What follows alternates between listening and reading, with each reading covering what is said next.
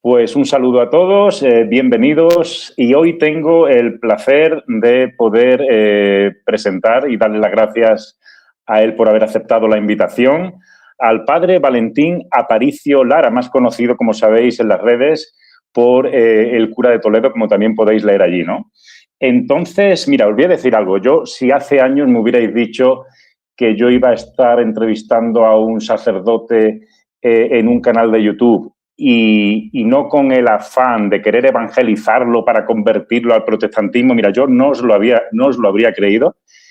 Y hoy ya en comunión con la Iglesia Católica, pudiéndolo llamarlo padre incluso y hermano y amigo, pues el poder estar en la comunión de Cristo, de la Iglesia que Cristo fundó, que es una santa católica y apostólica, como él también nos va a hablar hoy.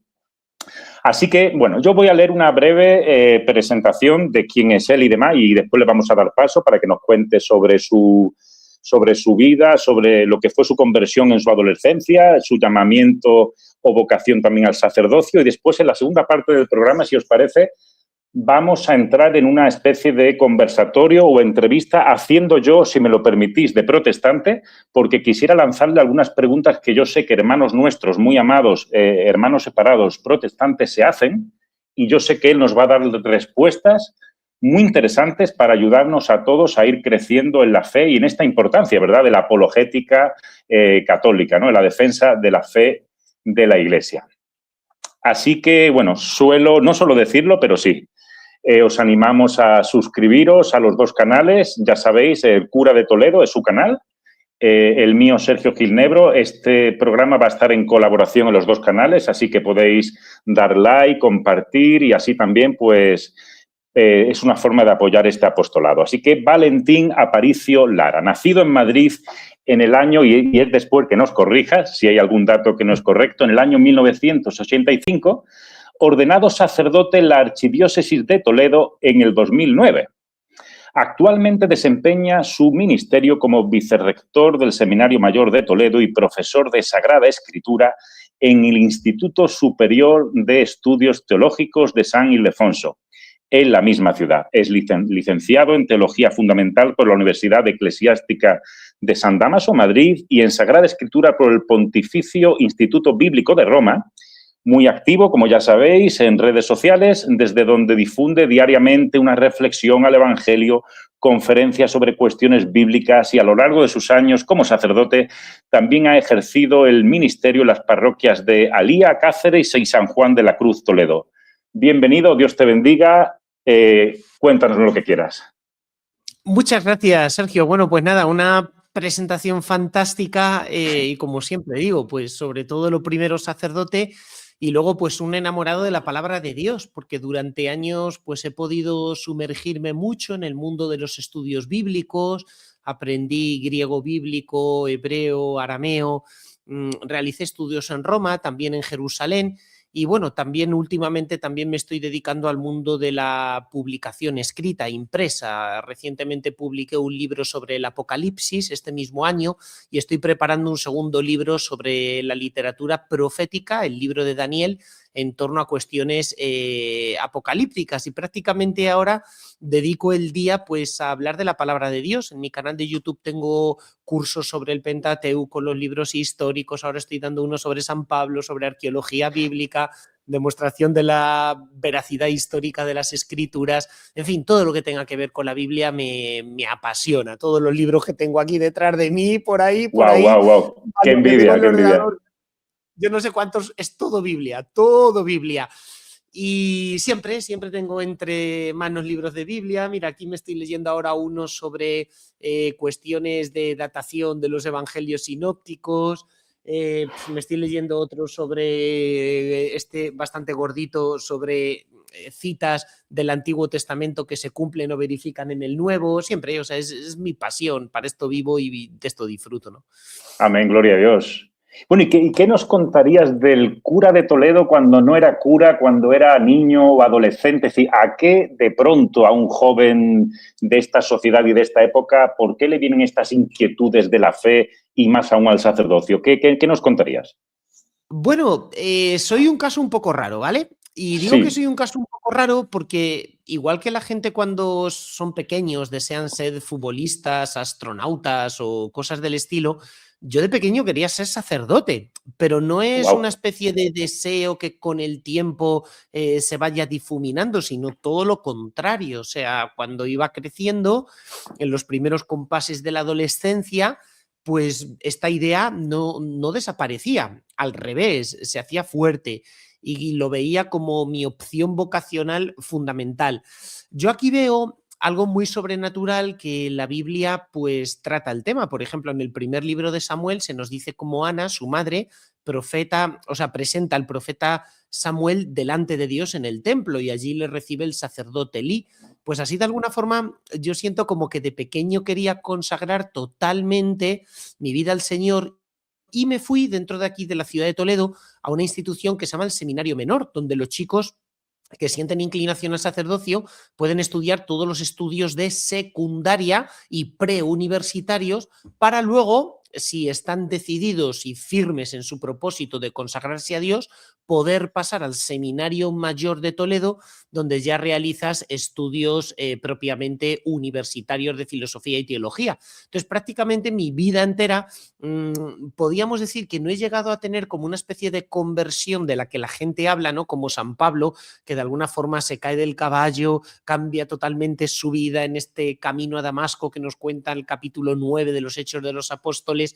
Bueno, yo más bien ha sido un ir creciendo poco a poco, más al estilo de otro apóstol, del apóstol San Juan, sin estar muchas veces lejos, pero evidentemente sí que hay un camino de conversión, porque lo vemos en los evangelios que el San Juan que escribe en el evangelio no es el mismo San Juan que va siguiendo a Jesús con un montón de dificultades, con un montón de carencias, pero poco a poco también van madurando, pues algo así, ¿no? Evidentemente a lo largo de la vida siempre tienes dudas, momentos de incertidumbre, de sentirte más solo, pero al final lo que le dice San Pablo en 2 Timoteo, ¿no? Sé de quién me he fiado. Me he fiado de Amén. Jesucristo y tiene poder para asegurar hasta el último día el encargo que me ha dado. Entonces di el paso al sacerdocio feliz, gozosísimo. Todos los días lo cuento, para mí lo más bonito de ser sacerdote, me levanto a las 6 menos cuarto de la mañana todos los días, incluidos los domingos, grabo mi reflexión al Evangelio y después me voy a la capilla. Y en la capilla estoy hasta las 9 de la mañana. Contad, un par de horas leyendo la Biblia, subrayándola, porque tengo la Biblia, me gustaría que la viera y subrayarla. He tenido que cambiar hasta las pastas porque se le estaban cayendo de rota que estaba y la han tenido que pintar y apañar un poquito porque la tenía rotísima. Y ahí estoy pues leyendo la palabra de Dios, rezando con los salmos, que los sacerdotes rezamos con los salmos, la liturgia de las horas, 5 veces al día, subrayo la Biblia, la pinto de colores, escribo en un cuadernito que tengo ahí, en la presencia del Señor, pues ese es el gozo, ese es el gozo. Pues permíteme una pregunta que no sé si es muy terrenal. ¿Y haces, es decir, esas primeras 3 horas de tu mañana las vives sin café? Bueno, no, tomo café. Según me levanto, Sí, me, vale, me, muy me bien. preparo mi café y de hecho explico el Evangelio bebiendo un poquito de café Exactamente, porque... porque se te suele ver con una taza, como yo hoy aquí Sí, tengo. sí, sí. Y si no tomo café me voy viniendo abajo y me duermo y es imposible. Por eso tengo que tomar un poquito de café y luego a lo mejor a mitad de la mañana, a las 11 de la mañana, entre clase y clase también me tomo algún otro café y ya está, suficiente, no tengo que tomar más. Bueno, antes de entrar de lleno en asuntos que también nos interesan, también porque bueno, este canal que yo tengo tiene mucho que ver. Yo lo abrí hace años cuando yo era pues misionero, predicador, junto con mi esposa servíamos al Señor, pero dentro de comunidades reformadas. Pero ahora el canal, ahora que somos católicos, ha ido tomando un poco de forma en cuanto a la apologética católica y demás. Entonces, pues íbamos a entrar poco a poco en asuntos que tienen que ver con el protestantismo, posibles diferencias, quién fue Martín Lutero, por qué ocurrió esta ruptura, que hoy en día la veo más, lamentablemente, una ruptura más que como una reforma, ¿no? Pero bueno, viene una pregunta por curiosidad ya a mi mente, porque lo que fue nuestro proceso, te tengo que decir, de Evelyn y mío, de mi esposa y de mí, uno de los testimonios que más nos impactó, así como también el de la hermana Claire, ¿no? O todo o nada, es que al leer aquí que eres licenciado en Teología Fundamental por la Universidad Eclesiástica de San Dámaso, Madrid. Quisiera preguntarte si tú, por supuesto, conociste al padre Pablo Domínguez, ¿no?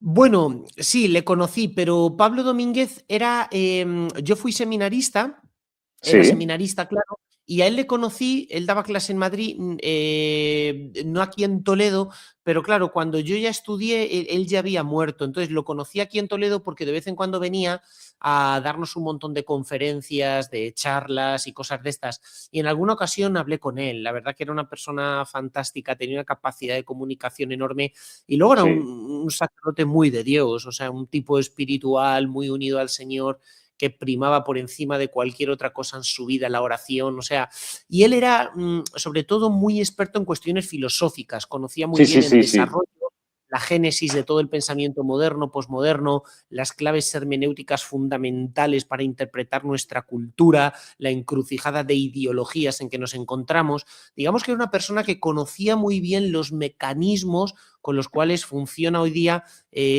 pues nuestro mundo y todas las corrientes que existen en él de pensamiento. Sí, de hecho creo que en YouTube solo hay una conferencia de él completa que se titula precisamente Conocer la verdad o Apologética Católica o algo así que dio en Madrid. Pues bueno, pues un gozo, ¿no? A que lo hayas podido conocer también. Y si te parece Qué bien. que voy a entrar, me voy a transformar, si me lo permites. Yo recuerdo mucho al Sergio anticatólico, voy a hablar con mucho respeto, por supuesto, porque ahora soy católico y me costaría que me salga aquella vena anticatólica, ¿no? Pero bueno, yo creo que va a ser un buen ejercicio, que también va a ayudar a hermanos de otras confesiones que nos vean para poder también responder a preguntas y resolver dudas, ¿no? Bueno, como bien sabes, aquí tengo, ya que me hablas de Biblias, esta es la famosa Biblia de Caisidoro de Reina Cipriano de Valera, Reina Valera de 1960, que por cierto siempre fue una traducción que me encantó, aunque ahora sabemos que le faltan algunos libros, ¿no? Entonces, bueno, si vamos a la epístola a los romanos, aquel texto a través del cual supuestamente en aquella experiencia que dice Lutero que él tuvo, la cual él mismo explica, ¿no? Con Romanos capítulo 1, creo que va a ser una buena forma de introducir nuestra conversación acerca del protestantismo, ¿no? Leemos en la primera epístola de San Pablo a los Romanos, capítulo 1, versículos 16 y 17, versión Reina Valera, versión protestante, porque no me avergüenzo del Evangelio, porque es poder de Dios para salvación a todo aquel que cree, al judío primeramente y también al griego. Y aquí viene ahora el versículo famoso, ¿no? Porque en el Evangelio la justicia de Dios se revela por fe y para fe, como está escrito, más el justo por la fe vivirá. Bueno, de esto él nos va a hablar nuestro hermano y padre Valentín Aparicio mucho mejor que yo, pero si no me equivoco, y corrígeme, Lutero, de alguna forma, por sus luchas personales, su débil psicología, su gran conciencia de pecado, que eso hay que valorarlo, ¿no? Pero él, de alguna forma, enlazó la fe, porque parece ser que él, en la traducción que él hizo del Nuevo Testamento, si no me equivoco, él añadió la palabra sola cuando no aparecía precisamente de la forma que él la tradujo en la epístola a los romanos, ¿no? Entonces, a mí me habían enseñado los protestantes que, claro, somos salvos por la fe, no por obras, para que nadie se gloríe, dice el apóstol Pablo a Efesios, pero si no me equivoco, las obras a las que se está refiriendo aquí el apóstol Pablo en la epístola a los romanos no son a las que Lutero se estaba refiriendo. Entonces queremos dejarte a ti que nos des una catequesis sobre relación entre fe y obras, cuál fue el mayor error de Lutero, desde el amor y desde el respeto, pero necesitamos todos ser enseñados, ¿no? Te dejo hablar. Bueno, efectivamente, tienes razón. Fijaos que hay que distinguir hoy día entre Lutero y las iglesias luteranas o comunidades eclesiales hoy día, porque la mayor parte de ellas hoy día matiza mucho el pensamiento de Lutero por considerarlo equivocado. ¿En qué sentido está equivocado? Mirad, Lutero, como bien dices, tenía una psicología que hoy día podíamos calificar de un poco patológica, porque vivía en una especie de complejo constante de culpabilidad. Hay que entender que la culpa es un concepto cristiano. ¿Por qué? Porque si uno peca, uno tiene culpa. Y la culpa o remordimiento de la conciencia es bueno, porque es como una especie de mensaje divino que me está haciendo volver a Dios pidiendo por la conversión. Ahora, el complejo de culpabilidad es malo. Entonces, él de pronto, leyendo la carta a los romanos, al decir que el justo vive por la fe, de pronto se ve liberado de esa culpabilidad diciendo, bueno, pues si tengo fe, ya es suficiente, ya con esto Dios me perdona y me veo libre. Pero cuidado. Mirad, la vieja polémica fe y obras, y si son necesarias o no las obras para la salvación y qué quiere decir exactamente San Pablo, tenemos que ser como muy científicos a la hora de examinar bien el pensamiento paulino. Constantemente San Pablo hace referencia a las obras, pero atención, no a las obras de comportarme bien, querer a mis padres, ayudar al prójimo, no, no. Lo que está en polémica en el pensamiento de San Pablo son las obras de la ley. Vamos a irnos a la situación de la Iglesia en el siglo I. Los hechos de los apóstoles, y también, por ejemplo, la carta a los Gálatas o la carta a los Corintios, nos dicen que nace una herejía. Podríamos decir la primera herejía de la que tenemos noticia en la historia de la Iglesia, que son los judaizantes. ¿Quiénes son estos individuos? Vámonos al capítulo 15 de los Hechos de los Apóstoles. Cuando los apóstoles predican en Jerusalén, se convierten al cristianismo bastantes fariseos. Claro, cuando los fariseos, algunos de ellos, se convierten al cristianismo, se plantean, ¿tenemos que seguir practicando las cosas que nos mandó Moisés? Para ellos, lo que les mandó Moisés está escrito en el Pentateuco. Fundamentalmente esto es la circuncisión, algunas determinadas leyes acerca de qué comer y qué no comer, lo que nosotros llamaríamos hoy día comida kosher, que todo esto está en el Génesis, ya en el capítulo 9, en la historia del diluvio, donde Dios prohíbe comer, beber sangre de animales o comer la sangre, y luego también en el libro del Levítico. Claro, San Pablo estalla la polémica porque estos judaizantes dicen que para salvarse hay que cumplir con las leyes de Moisés. Claro, no nos damos cuenta de la potencia de esta afirmación, porque destruye totalmente la fe cristiana. Es decir, yo me salvo por Jesucristo, que ha dado su vida por mí muriendo en la cruz, o por cumplir con las obras de la ley de Moisés, como es la circuncisión, las leyes alimentarias de dieta, cumplir todas las prescripciones litúrgicas del Antiguo Testamento.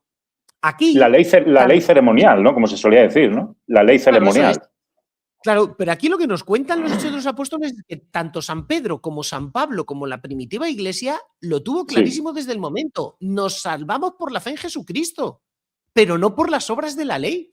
Y ahí no hay ningún pero. Es decir, nos salvamos porque Jesucristo ha dado la vida por nosotros, muriendo en la cruz, cuando nosotros todavía éramos pecadores, para hacernos justos.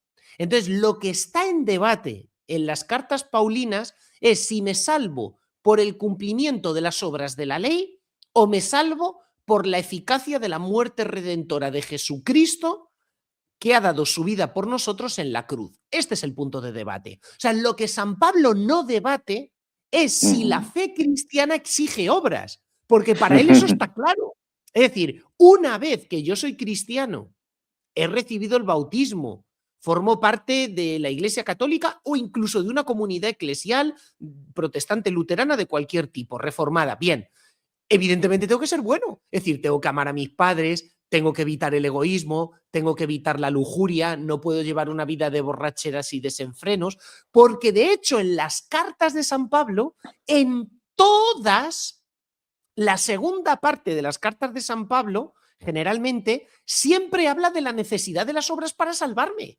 Es decir, voy a coger, por ejemplo, la carta a los Gálatas, que la tenía por aquí, y, por ejemplo, en el capítulo quinto de la carta a los Gálatas, que te lo voy a decir a ti para que la leas en la versión Reina Valera, ningún problema. Muy bien. claro, se nos habla de vivir bajo la guía del Espíritu. Por ejemplo, capítulo 5, carta a los Gálatas, versículo 16. ¿Qué nos dice, Sergio? ¿No lo puedes leer? Pues digo, pues, andad en el Espíritu y no satisfagáis los deseos de la carne. Claro, entonces, sí. ¿qué está pidiéndonos San Pablo? Obras, no satisfacer los deseos de la carne, es decir, no entregarte a la lujuria, no entregarte al desenfreno, y continúa diciendo, porque la carne tiene tendencias contrarias al espíritu, y el espíritu contra la carne, por tanto, no da satisfacción a esos deseos. Versículo 19. Y manifiestas son las obras de la carne, que son adulterio, fornicación, inmundicia, lascivia, idolatría, hechicerías, enemistades, pleitos, celos, iras, contiendas, disensiones, herejías, etcétera, etcétera, ¿no? Claro, entonces dice, contra estas cosas os prevengo, dice San Pablo. Es decir, San Pablo pide que un cristiano, una vez que se ha convertido y ha dado el paso a la fe, tiene que vivir bajo la guía del Espíritu. Y vivir bajo la guía del Espíritu es apartarse de las tentaciones del demonio, del mundo, de la carne. Por tanto, San Pablo mismo nos habla de la necesidad de las obras, pero en todas sus cartas, además con palabras tan fuertes como diciendo los que así actúan no heredarán el reino de Dios, es decir, hablando directamente de la condenación en el infierno de aquellos que atentan contra el espíritu siguiendo las obras de la carne. Entonces, vamos a resumir, ¿no? ¿A qué se refiere San Pablo cuando contrapone la fe a las obras? No se refiere a las obras, porque las obras son necesarias. Ahí están los mandamientos de la ley de Dios que Dios le da a Moisés en el Sinaí. Amarás a Dios sobre todas las cosas, no tomarás el nombre de Dios en vano, santificarás las fiestas, honra a tu padre y a tu madre, no cometerás actos impuros. Estos son obras y que son necesarias para la salvación. Entonces, cuando San Pablo está contraponiendo fe-obras, se está refiriendo por obras a lo que él muchas veces llama obras de la ley. Y las obras de la ley son todas las prescripciones rituales mosaicas que son caducas, que preparan a la venida de Cristo, que han tenido un valor pedagógico durante el tiempo del Antiguo Testamento, y San Pablo en el capítulo 4 de la carta a los Gálatas habla del valor pedagógico de la ley, pero que una vez que Cristo ha muerto por nosotros, todos los sacrificios litúrgicos de animales de la antigua alianza ya no sirven, ya no tienen valor, porque los pecados nos son borrados por la muerte de Jesucristo en cruz. Entonces, San Pablo se refiere a eso. Ahora,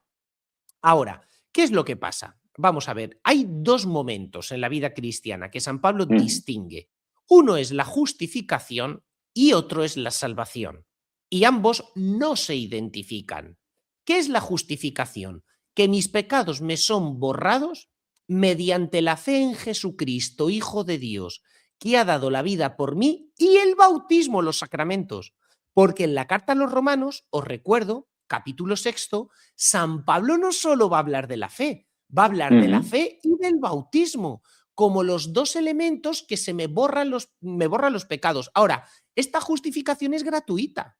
O sea, yo no tengo méritos ni he hecho méritos, sino que Dios libremente, por su designio de amor e inmensa misericordia, decide, cuando los hombres no han hecho nada por merecerlo, dar la vida por nosotros muriendo en cruz. Por tanto, es una pura gracia, efectivamente. Ahí tienen razón los hermanos reformados protestantes cuando dicen, no, pero es que nosotros no hemos hecho nada para merecer la muerte en Cristo en cruz. Claro, es que San Pablo nos habla de que esa muerte se nos da por pura gracia. Entonces, la justificación o perdón de los pecados se nos da por pura gracia y misericordia de Dios que muere por nosotros en cruz. Ahora, una vez que Jesucristo ha muerto por nosotros en cruz y nosotros aceptamos eso mediante la fe y nos incorporamos a la iglesia mediante el bautismo, ahora sí, efectivamente, mediante nuestra vida virtuosa y mediante nuestras obras, Dios, por pura gracia y misericordia de nuevo, hace que se nos abran las puertas de la salvación. Entonces, ¿las obras son necesarias para la fe? Sí, pero no porque lo diga la carta de Santiago del Nuevo Testamento, que la gente siempre recurre a la carta de Santiago, sino porque lo dice el propio San Pablo en todas sus cartas. Pero es que podemos pillar, por ejemplo, cartas a los romanos, donde también San Pablo habla clarísimamente de que tenemos que comportarnos como hijos de la luz. Por ejemplo, en el capítulo 13 de la carta a los Romanos, a partir del versículo 11, dice, y por cierto, daos cuenta de que el tiempo en que vivimos es apremiante, ¿no? Entonces, despertad del sueño, porque ahora la salvación está más cerca que cuando abrazamos la fe, cuando empezamos a creer.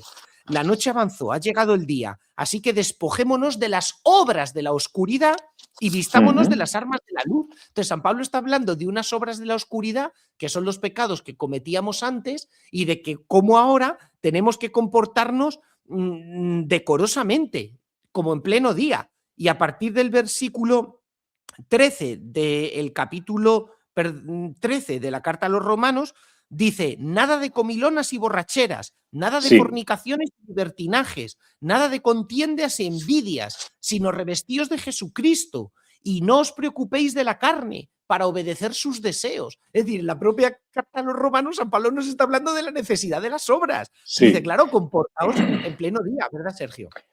Bien, pero te voy a plantear algo porque yo, de hecho, y mi esposa, más que luteranos, éramos calvinistas, y te voy a explicar cómo a mí me habían explicado, y quizá cometo algún error porque era bastante complicado, en un sentido, ¿no? Aunque de forma simple yo lo entendía como reformado de la siguiente forma. Es decir, en cuanto a la justificación, yo no entiendo que a mí me enseñaran un antinomianismo de que las obras no son necesarias, sino que entiendo ahora como católico que el protestantismo, la justificación y la santificación eran términos que separaban y que en realidad ahora como católico entiendo que van más unidos de lo que yo imaginaba. Y me explico. Es decir, en la teología calvinista, lo que es la muerte de Cristo en la cruz, se ve más bien, y creo que esto fue una innovación y una nueva teología en la Reforma Protestante, la muerte en la cruz de Cristo se ve más como una sustitución penal, más que como en la Iglesia Católica, que se ve como un sacrificio vicario. Y entiendo ahora, y también de esto nos puedes hablar, que la diferencia es que en la Reforma Protestante nos hablan de que la justificación es meramente un acto a través del cual Dios te declara justo sin hacerte justo. Es decir, es sustitución penal, Cristo recibe un castigo que yo merecía y la imputación es lo que ellos entienden como que los méritos de Cristo me son imputados y mis pecados son imputados a Él. Dios te declara justo y te salva. En ese momento ya te justifica y te salva. Ahora, ¿qué nos enseñan a nosotros o nos enseñaban los reformados? ¿Que ahora puedo vivir como quiera? No. Es decir, eso sería una caricatura de lo que nos enseñaban. Es decir, lo que sí nos enseñaban es que ahora, como consecuencia, si tu fe fue verdadera y realmente has sido justificado, vas a vivir en santidad, que es lo que llamaban en el calvinismo la perseverancia de los santos o la seguridad de la salvación. ¿Qué ocurre?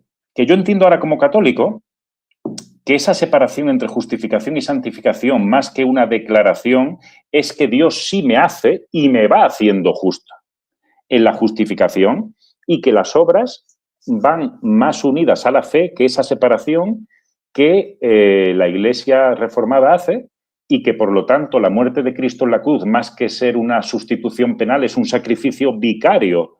Entonces, dándote claro, sigue. Además, Sergio, eso está tan claro que ya la mayoría de las confesiones protestantes están dando marcha atrás.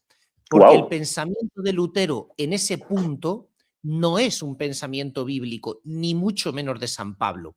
Mirad, para entenderlo, lo has explicado magníficamente. Para Lutero, la justificación es un acto de reputación formal o extrínseca. ¿Qué significa? Que yo no soy sanado por dentro, sino que sencillamente Dios Padre ve los méritos de Jesucristo en cruz y cuando me ve a mí hace la vista gorda. Me son aplicados externamente esos méritos para que yo no sufra el castigo o la ira divina. Vamos a poner un ejemplo que va a entender todo el mundo. Tú imagínate que mi habitación está sucia porque no la he fregado, no la he barrido, soy un desastre y llevo mucho tiempo sin organizar nada aquí dentro. Pues una forma de que parezca que está limpia es colocar un ambientador. Entonces, la habitación realmente no está limpia, pero como pasa si huele bien, pues parece que han fregado y que han desinfectado. Entonces, para Lutero, el hombre, una vez justificado, él mismo dice, es simul justus ad peccator, que en latín significa que sigue siendo justo y pecador también, porque no ha sido sanado. Claro, la habitación no se ha barrido, no se ha desinfectado, no se ha limpiado. Simplemente Dios pues ha hecho la vista gorda, por eso la reputación que se lleva a cabo es meramente formal, meramente judicial, es extrínseca, porque no hay una sanación interior. Pero es que eso va en contra de la letra de las cartas paulinas, porque la justificación entendida como la entiende San Pablo y como la han entendido todos los cristianos desde el minuto cero, lleva una sanación espiritual por la cual tú te conviertes en templo del Espíritu Santo. Amén. El Espíritu Santo mora de ti, te sana y además eres hecho hijo de Dios por adopción. O sea, Dios no hace las cosas a medias. Dios entra a la habitación, la desinfecta, la barre, la limpia a fondo, la hermosea, pinta las paredes, restaura los muebles. Es decir, cuando Jesucristo entra dentro del alma, el Espíritu Santo restaura totalmente la vida cristiana. De tal forma que la justificación va acompañada de la santificación. Es por lo que nuestras obras luego pueden ser meritorias ante Dios, porque las obras de un pecador no pueden serlo, pero ¿por qué pueden ser de cara a la salvación las obras meritorias ante Dios? Porque hemos sido santificados por dentro. En la carta a los Gálatas, San Pablo dice que nuestro espíritu clama diciendo Abba, Padre, recibimos el espíritu de santificación en nosotros, lo que San Pablo llama la vida nueva después del espíritu. Cuando él, por ejemplo, hable de por qué un cristiano tiene que llevar una vida pura, va a decir que es que eres templo del Espíritu Santo. Claro que sí. Es decir, es que somos injertados en Cristo. San Pablo utiliza mucho también en la carta a los Romanos la expresión ser injertado en Cristo. Jesús lo hizo en el capítulo 14 del Evangelio de San Juan cuando contó la parábola de la vid y los sarmientos. ¿Qué significa ser injertado en Cristo? Que la vida divina, la vida de Cristo, entra dentro de ti. Un sarmiento o una rama, cuando está injertada en el tronco, recibe la misma vida divina del tronco.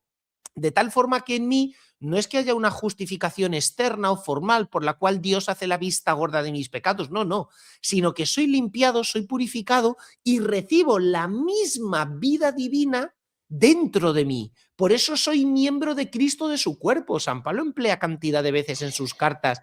Podríamos estar aquí la mañana entera dando citas de que Cristo es la cabeza y nosotros somos miembros del cuerpo. O sea, es que soy injertado en Cristo, comienzo a pertenecerle a Él totalmente, de tal forma que la justificación conlleva una elevación sobrenatural de cada uno de nosotros. O sea, es el realismo paulino. O sea, no es como Pues sí. si Dios te perdonara, no, es que te perdona. O sea, es que las afirmaciones del Nuevo Testamento son fuertes, son potentes. Cuando dice la carta a los Gálatas, Dios envió a vuestros corazones el Espíritu Santo, ¿cómo me explicas eso? No es una forma de hablar, es que Dios envió a mi corazón el Espíritu Santo. Es que hay una santificación. Y de la misma forma que en el Antiguo Testamento, capítulo 40 del Éxodo, la Shekinah divina comienza a estar presente en el Santa Santorum del Templo de Jerusalén, también el Espíritu Santo divino comienza a llenar el alma de aquella persona que es justificada. Pero es que esto está en todo el Nuevo Testamento, en todo.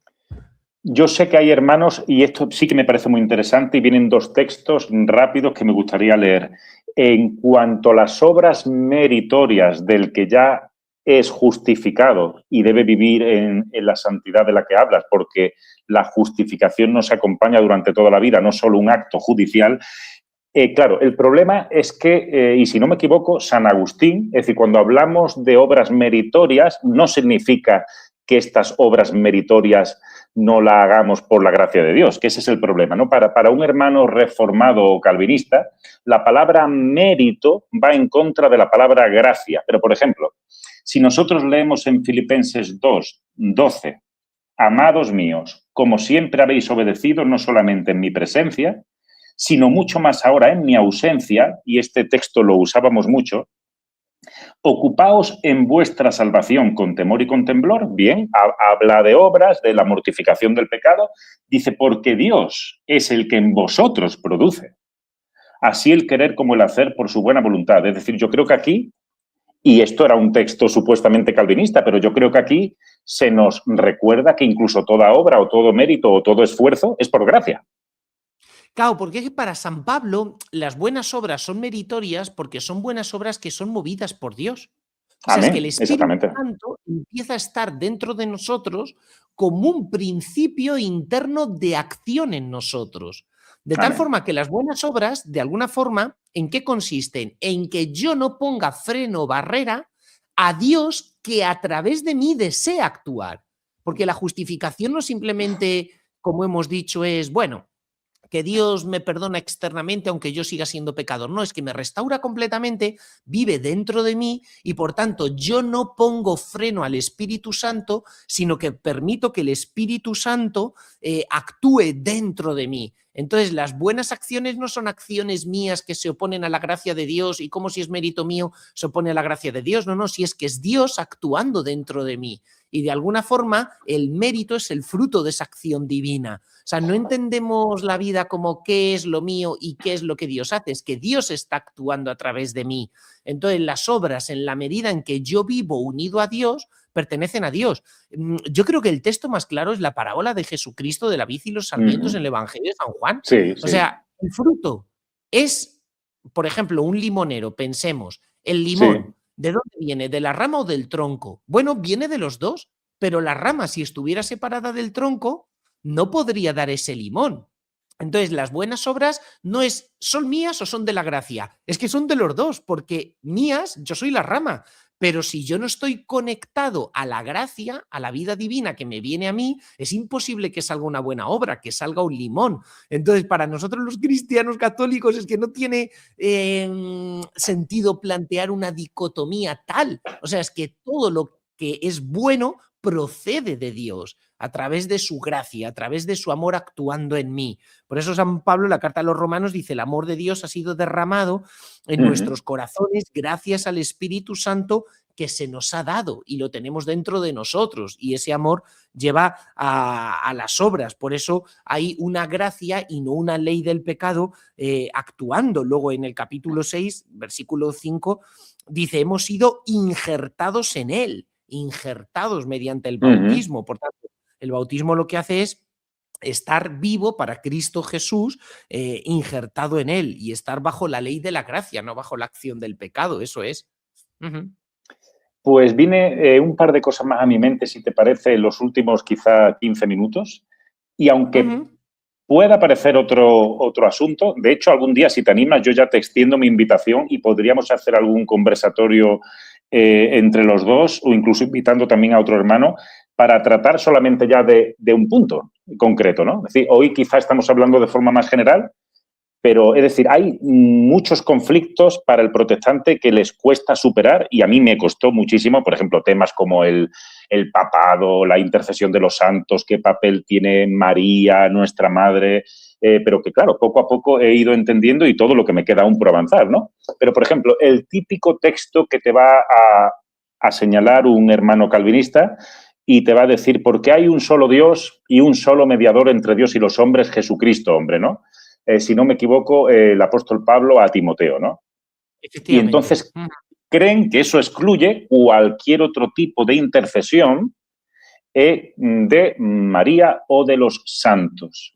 Sí, ¿de qué forma sencilla, bíblica, teológica e histórica, porque creo que también hay que ir a la patrística, de qué forma sencilla podríamos explicar a un hermano reformado el papel, sobre todo, ya no tanto que también de la intercesión de los santos, sino de María concretamente, de la Virgen María? Bueno, mirad, aquí es necesario utilizar un pensamiento lógico y racional, que luego además ya veremos cómo hay citas de la Escritura que lo avalan. Pero ¿cuál es este pensamiento lógico y racional? Nuestros hermanos protestantes le piden oraciones a alguna persona, a algún cristiano que esté junto a ellos. Sí, le dicen, hermano, ¿puedes rezar por mí? Hermano, ¿puedes interceder por mí y hacer una oración de intercesión por mí? O sea, los propios cristianos que pertenecen a cualquier comunidad reformada piden oraciones a otro cristiano y le piden oraciones de intercesión. Entonces, os pregunto, ¿la muerte termina con la vida de un cristiano, sí o no? Evidentemente no. porque tras la muerte, la Biblia es clara, tenemos cielo, tenemos paraíso, tenemos infierno. Entonces, si un hermano aquí en la tierra puede rezar e interceder por mí, ¿por qué un hermano que está en el cielo, en la otra vida, no puede rezar e interceder por mí? Explícamelo. Bueno, O sea, es el que es lógico. argumento, sí, pues te voy a dar el Claro, o sea, argumento que yo le sol... pido al hermano, Sí, hermano mío, ¿puedes interceder por mí? sí, Y me hace una oración de intercesión. Y no le puedo pedir a un santo que vive exactamente igual o más y mejor, porque está en el cielo, que rece e interceda por mí. San Pablo en sus pues cartas te voy a constantemente. decir exactamente, te voy a decir la respuesta que ellos daban o que yo daba. Aunque ahora entiendo que lo vas a explicar mejor, que ahora todo santo en el cielo y sobre todo la Virgen María son partícipes en la presencia de Dios, de los atributos de Dios también, porque Dios, que es el sol de justicia, están en la comunión de los santos y demás, ¿no? Pero, ¿qué es lo que solían decir? Que puesto que solo Dios es omnipresente, solo Dios puede estar oyendo las oraciones de 1000 personas a la vez que están pidiéndole cosas diferentes y que como entienden que ese atributo, y si creemos que es un atributo de Dios, María y los santos no pueden, al no ser omnipresentes u omniscientes, decían ellos, que no pueden estar a ese nivel. Entonces, esta era una de las muchas respuestas que daban. ¿Qué podríamos decir? Claro. Ahora aquí es donde ellos tienen que explicar lo que dice el libro del Apocalipsis, porque, por ejemplo, en el libro del Apocalipsis, capítulo 5, versículo 8, se nos dice que todos los que están en la asamblea del cielo, por ejemplo, los 24 ancianos que están delante del trono del Cordero, tienen copas llenas de incienso, unas copas de oro llenas de incienso, y precisa San Juan diciendo que son las oraciones de los cristianos de la tierra, las oraciones de los santos. Es decir, que las oraciones de los cristianos de la tierra que forman una única familia con la iglesia del cielo, en el libro del Apocalipsis aparece cómo los santos que están rodeando el trono de Dios se las presentan a Dios intercediendo como testigos por los cristianos de la tierra. Todavía voy a más. En Sí, el sí. capítulo 8 del Apocalipsis, versículos del 3 al 4, aparece cómo los ángeles ofrecen, subiendo y bajando del trono de Dios, las oraciones de los cristianos de la tierra ante Dios, de tal forma que aparece claro en la Sagrada Escritura como las oraciones de los fieles llegan a Dios mediadas a través de los santos o redimidos que están en el trono del cielo.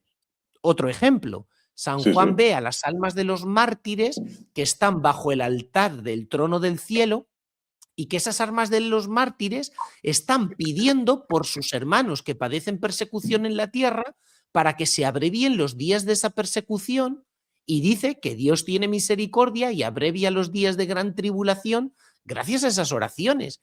Es que todo eso nos está diciendo el libro del Apocalipsis, que nos presenta que la liturgia que nosotros celebramos en la tierra no es un teatro, sino que está conectada con una liturgia celeste en la cual los santos están presentando a Cristo nuestras oraciones.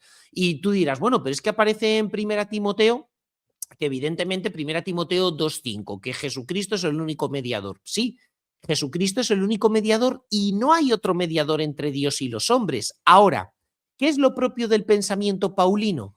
Que en la medida en que nosotros vivimos injertados en Cristo, que es nuestra cabeza, participamos de la mediación de Cristo. Por ejemplo, ¿quién puede hacer milagros? ¿Dios o un hombre? Dios. Únicamente Dios. Pero en los Hechos de los Apóstoles aparece que los apóstoles realizan los mismos milagros que Jesucristo. Vamos, San Pablo resucita en Troya a un chico que se mata y San Pedro resucita a una niña. ¿Pero cómo es posible eso? Pues en la medida en que están unidos a Dios, participan de esas mismas acciones. Ah, no, pero no puede hacer Dios únicamente milagros. Sí, pero aparecen en el Antiguo Testamento los profetas, Elías y Eliseo, obrando milagros. Y los apóstoles, en los Hechos de los Apóstoles, aparecen obrando milagros. ¿Por qué? Porque unidos a Cristo cabeza, la cabeza actúa a través de los miembros. Entonces, sí, Jesucristo es el único mediador entre Dios y los hombres, pero lo que aparece en el libro del Apocalipsis cantidad de veces, si no leeros capítulo 8 y también capítulos 4 y 5, es que aquellos que han sido salvados y redimidos por Cristo y están en el cielo con Él, participan de esa mediación de Cristo. Y aparece cómo ellos están orando al Señor y entre esas oraciones hay cánticos de alabanza. Cánticos pues preciosos que el Apocalipsis nos dice, solo tú eres digno de recibir la gloria, el honor y el poder porque tú has creado el universo. Pero junto con esos cánticos hay oraciones de intercesión en el cielo por los cristianos que están en la tierra. Insisto, si un hermano mío puede interceder por mí, ¿por qué un hermano del cielo no puede interceder por mí? En el cielo yo le pido también a los salvados, redimidos, que rueguen e intercedan por los cristianos que están aquí en la tierra. Esto es por lo cual los primeros cristianos, ya desde el minuto cero, comenzaron a rezar pidiendo la intercesión de los santos. Se han descubierto, por ejemplo, en Cafarnaúm, las excavaciones arqueológicas en la casa de Pedro o en la propia Nazaret, como hay pequeñas grafitis rayados en la piedra donde aparece diciendo Pedro, Pablo, rogad por nosotros. O sea, esto no es un invento de la Iglesia católica medieval o post-constantiniana, sino que los primeros cristianos ya pedían a los santos que intercedieran o rogaran por ellos, ¿no? Ante Dios en los cielos. Pero también, por ejemplo, vemos como en las tradiciones judías de antes de Cristo, en toda la literatura intertestamentaria, aparece como los profetas y santos justos del Antiguo Testamento, como Elías o Eliseo, siguen ante el trono de Dios rogando e intercediendo por nosotros. Y los judíos ya creían esto antes de que hiciera su aparición el Nuevo Testamento, la Iglesia Católica o los primeros cristianos. Pensaban que también la asamblea de los justos y redimidos en el cielo intercedían por nosotros, de tal forma que está claro, por ejemplo, vemos a la Virgen María en el capítulo segundo de San Juan, las bodas de Caná, a partir del versículo del 1 al 11, las bodas de Caná, cómo reza e intercede ante su hijo por unos novios que están en una situación muy apurada. Que nos hace pensar que la Virgen María en el cielo no sigue rezando e intercediendo por la Iglesia que está en una situación muy apurada, cuando hemos visto precisamente que esto se producía también en la tierra. Los textos de San Pablo pidiendo a los cristianos que recen por él porque está en su cautiverio, por ejemplo, la carta a los filipenses y lo está pasando realmente mal, son muy elocuentes. San Pablo pide a otros cristianos que recen por él. Entonces, ¿qué pasa? ¿Que la oración de los cristianos de la tierra es válida y la de los del cielo no es válida? Pues ni mucho menos. Tenemos, por ejemplo, la carta a Santiago que dice la oración ferviente del justo tiene mucho poder. Eso lo dice la carta a Santiago, capítulo 15, versículo 16, que también forma parte del Nuevo Testamento de las iglesias reformadas. La oración ferviente del justo tiene mucho poder. O sea que la oración del justo, del santo, tiene poder delante de Dios. Sí, efectivamente, el poder es únicamente de Dios, pero Dios nos asocia, por pura misericordia, a que también nosotros recemos y oremos por Él. De lo contrario, no tendríamos que rezar o pedir unos por otros. No tendría sentido esa praxis. Y sin embargo, la tiene. Y por eso rezamos y pedimos unos por otros. Por tanto, yo ahí creo que los textos del Nuevo Testamento son clarísimos. Sí, sí. Pues sí, me gusta siempre al finalizar, cuando estoy hablando con algún hermano y especialmente hoy también sacerdote, que nos dieras unas últimas palabras que pudieras dirigir tanto a hermanos católicos como hermanos protestantes en cuanto a una necesidad que veas actual, tanto en la Iglesia Católica como en otros hermanos que también con mucho amor los estamos esperando con los brazos abiertos, ¿no? ¿Qué querrías decir a católicos y protestantes? Claro, yo lo primero que me gustaría decir es, vivimos en un mundo que es el mundo de la gran apostasía, de la cual habla San Pablo en la segunda carta a los tesalonicenses, donde la gente se ha apartado de Dios. San Mateo, en el discurso escatológico último, al final del Evangelio, también tiene una frase potentísima, diciendo Jesús que el amor o la caridad de los corazones se enfriaría. Entonces, aquí os llamo a que estamos viviendo en una época de auténtico cambio climático. Y por cambio climático hay uno que me preocupa mucho más que el atmosférico, y es el cambio climático espiritual. que no es de enfriamiento global del planeta, perdón, de calentamiento global del planeta, sino todo lo contrario, de enfriamiento global del planeta, donde los corazones cada vez se van enfriando más porque la gente deja morir la vida de gracia y su relación con Dios. Entonces yo creo que un cristiano, independientemente de la denominación a la que pertenezca, está llamado cada vez más a irradiar el fuego del amor de Dios a un mundo inhóspito, o sea, un mundo que es una auténtica congelador espiritual, un frigorífico espiritual, de tal forma que tenemos que luchar por vivir unidos a Jesucristo, recibir ese amor de caridad que Él desea compartir con nosotros y, por tanto, pues expandir ese fuego a un mundo, ¿no? Un mundo que está como el hijo pródigo, lejos de casa, y tenemos que cumplir la función de poder llevarlo a casa. Cristo es el buen pastor, pero también quiere que participemos de su misión buscando a esa ovejita perdida. Pues ese sería mi mensaje para cada uno de ellos. ¿Y algún mensaje, aunque este es para todos los cristianos, como bien dices, de cada confesión, pero desde el amor y el respeto, por supuesto, sí dirías también algo especial y con mucho cariño a hermanos protestantes? En cuanto a la Iglesia, en cuanto a la Iglesia católica y en cuanto a la importancia de cosas que... Sin duda alguna. Lo primero, no dejarse llevar por los prejuicios. Te han podido enseñar muchas cosas que son como una especie de mantra repetido, pero tenemos que prestar atención a los argumentos y buscar la verdad. O sea, la verdad se da tortas, no encaja con la multitud de opiniones. Cuando se intentó crear una iglesia reformada, no salió una iglesia reformada, salió una iglesia dividida en, creo que en Estados Unidos hay 50.000 confesiones distintas, ahora que han aparecido las iglesias de libre denominación, ¿no? Entonces, al final eso no es la verdad, es el campo de la opinión. Y Jesucristo a la iglesia la ha querido revestir del carisma de la verdad.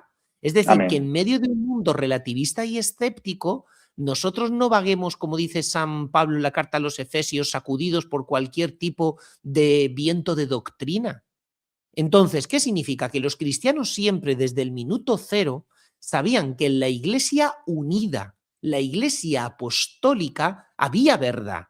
Investiga el cristianismo primitivo y te darás cuenta que los apóstoles bautizaban, que los apóstoles celebraban los sacramentos y que muchas de las cosas que a ti te han dicho que pertenecían a la iglesia primitiva realmente son inventos inéditos del siglo XVI que nunca antes jamás se les había ocurrido a nadie.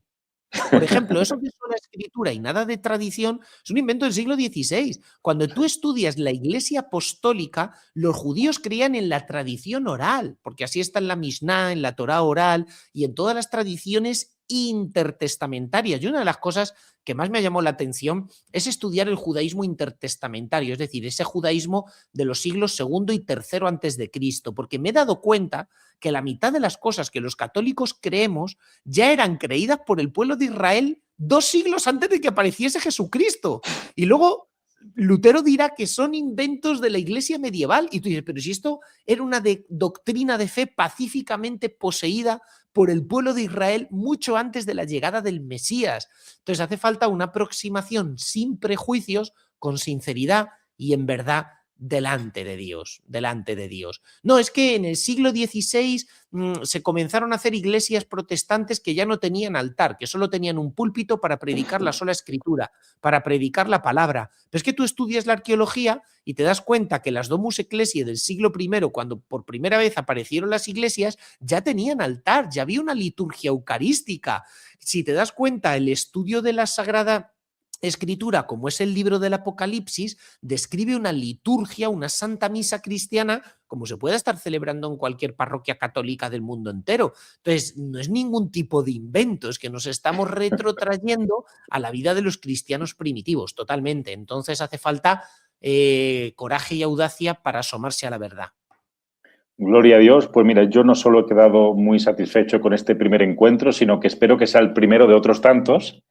Y qué mejor forma que nos puedas despedir en esta ocasión con una bendición como sacerdote Y Padre Valentín, cura de Toledo, pues te doy las gracias al Señor por habernos visitado en este día. Muy bien, pues vamos a hacer esa bendición tan bonita que viene en el libro de los Números, cuando Dios le pide a Aarón: así bendeciréis a los hijos de Israel. El Amén. Señor vuelva su rostro sobre vosotros, os ilumine y bendiga, os conceda la paz y la salvación, y que la bendición de Dios Todopoderoso, Padre, Hijo y Espíritu Santo, descienda sobre vosotros y os acompañe siempre. Amén. Muy Muchas bien, gracias. familia. Pues un abrazo enorme. Hasta luego. Hasta luego. Adiós, Dios te adiós. bendiga. Gracias.